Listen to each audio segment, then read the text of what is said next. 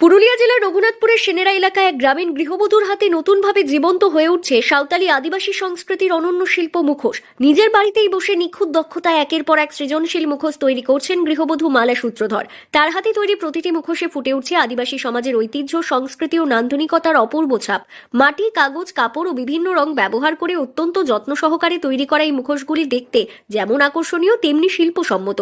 সাধারণ উপকরণ দিয়ে তিনি তৈরি করছেন বিভিন্ন ধরনের সাঁওতালি আদিবাসী মুখোশ, যা ইতিমধ্যেই আশেপাশের এলাকার মানুষের দৃষ্টি আকর্ষণ করেছে। এগুলো তো আমাদের জ্ঞান থেকে দেখছি, আমাদের বাড়িতে হয় অনেক দিন থেকে।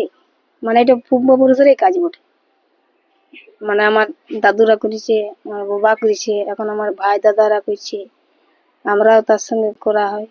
কি নাম এগুলোর? এগুলার নাম কি বলি, মাঝি মিজান, সাঁওতালিন বলে, আদিবাসীও বলা হয়।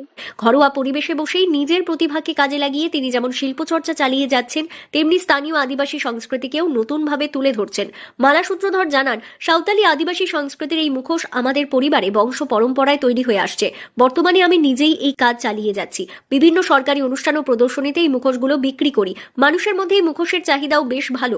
অনেক সময় সরকারি দপ্তর থেকেও এগুলো উপহার সামগ্রী হিসেবে আমাদের কাছ থেকে কেনা হয়। এগুলোর মধ্যে বিক্রি হয়, মেলাতে হয়, তারপর পুরুলিয়াতে হয়। একটা প্রাচীন ঐতিহ্য বলা যেতে পারে, যেটা বাঁচিয়ে রেখেছেন আপনারা। সরকার কতটা পাশে দাঁড়িয়েছে এই ঐতিহ্য ধরে রাখতে? হ্যাঁ, সরকার আমাদের কাছে দাঁড়িয়েছে। এখন আগামী দিনে কি স্বপ্ন রয়েছে এটাকে? এটাকে মনে হচ্ছে আরো যেমন উপরের দিকেই হয়। গ্রামের এক সাধারণ গৃহবধূ হয়েও মালা সূত্রধরের এই উদ্যোগ আজ আমাদের অনেকের কাছেই অনুপ্রেরণা উদাহরণ হয়ে উঠেছে। তার হাতে তৈরি সাঁওতালি মুখোশ ভবিষ্যতে আরো বড় পরিসরে পরিচিতি পাবে এবং স্থানীয় আদিবাসী সংস্কৃতিকে আরো সমৃদ্ধ করবে, এমনটাই আশাবাদী সকলেই। পুরুলিয়া থেকে শান্তনু দাসের রিপোর্ট, লোকাল 18 বাংলা।